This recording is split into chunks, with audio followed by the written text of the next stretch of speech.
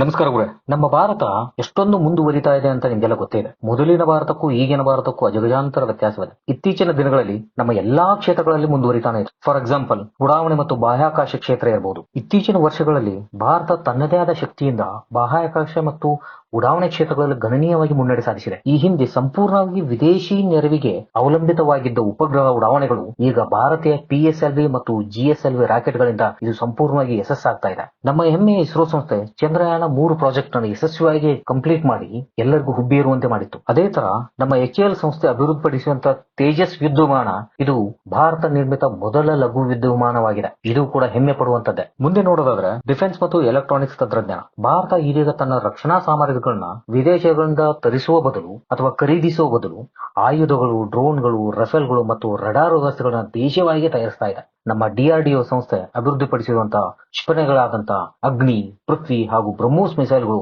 ಭಾರತವನ್ನ ಸ್ವಯಂ ಸಿದ್ಧ ರಾಷ್ಟ್ರವನ್ನಾಗಿ ಮಾಡಿದೆ. ಇದರ ಜೊತೆಗೆ electronic voting machine, Aadhaar biometric system ಹಾಗೂ UPI ಪಾವತಿ ಮಾಡುವಂತಹ ತಂತ್ರಜ್ಞಾನಗಳನ್ನ ಇಡೀ ವಿಶ್ವದಲ್ಲಿ ಪ್ರಥಮ ಸ್ಥಾನಕ್ಕೆ ತಲುಪಲು ಸಹಾಯ ಮಾಡಿದೆ. ಈ ಎಲ್ಲವೂ ಭಾರತೀಯ ಸಂಶೋಧನೆ ಮತ್ತು ಕ್ರಿಯಾತ್ಮಕತೆಯ ಫಲವಾಗಿದೆ. ಅದೇ ತರ ಡಿಜಿಟಲ್ ತಂತ್ರಜ್ಞಾನ ಮತ್ತು AI. ಡಿಜಿಟಲ್ ಇಂಡಿಯಾ ಅಭಿಯಾನದ ಪರಿಣಾಮವಾಗಿ ಇಂದು ಗ್ರಾಮೀಣ ಭಾಗಗಳಲ್ಲೂ ಸಹಿತ ಡಿಜಿಟಲ್ ಸೇವೆಗಳು ಲಭ್ಯವಾಗ್ತಾ ಇವೆ. ಯೂನಿಫೈಡ್ ಪೇಮೆಂಟ್ ಇಂಟರ್ಫೇಸ್ UPI ಎಂಬ ನವೀನ ತಂತ್ರಜ್ಞಾನದಿಂದ ಭಾರತ ಬ್ಯಾಂಕಿಂಗ್ ವ್ಯವಸ್ಥೆಗಳಲ್ಲಿ ಕ್ರಾಂತಿ ತಂದಿದೆ ಅಂತಾನೆ ಹೇಳ್ಬೋದು. ಇತರ ದೇಶಗಳು ನಮ್ಮ ಮಾದರಿಯನ್ನ ಅನುಸರಿಸೋಕೆ ಸಿದ್ಧವಾಗ್ತವೆ.